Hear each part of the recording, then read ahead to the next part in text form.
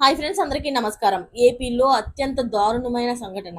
15 ఏళ్ల బాలిక పైన 14 మంది అత్యాచారం. దీని గురించి పూర్తిగా తెలుసుకునే ముందు వీడియోనైతే పూర్తిగా చూడండి. అప్పుడే మీకు పూర్తిగా అర్థమవుతుంది.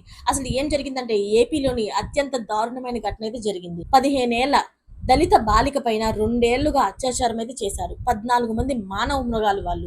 అయితే 8వ తరగతి చదువున్నప్పటి నుంచి కూడాను బాలిక పైన లైంగిక వేధింపులకు పాల్పడ్డారని తెలుస్తుంది. అయితే ఇటీవల బాలిక గర్భం దాల్చడంతో బయటపడింది ఈ దారుణమైన ఘటన. అయితే కేసు నమోదు చేసిన పోలీసులు దర్యాప్తు అయితే చేస్తున్నారు. ఈ కేసులోని ఒక మైనర్ తోని కలిపి మొత్తం 17 మందిని అరెస్టు చేశారు. ఈ తరుణంలోనే 15 ఏళ్ల దళిత బాలిక పైన 2 ఏళ్లుగా అత్యాచారం చేసిన కేసు సంచలనంగా మారింది. ప్రస్తుతం నెలల గర్భవతిగా ఉన్న ఆ మైనర్ బాలికకు ఆసుపత్రిలోని చికిత్స అయితే పొందుతుంది.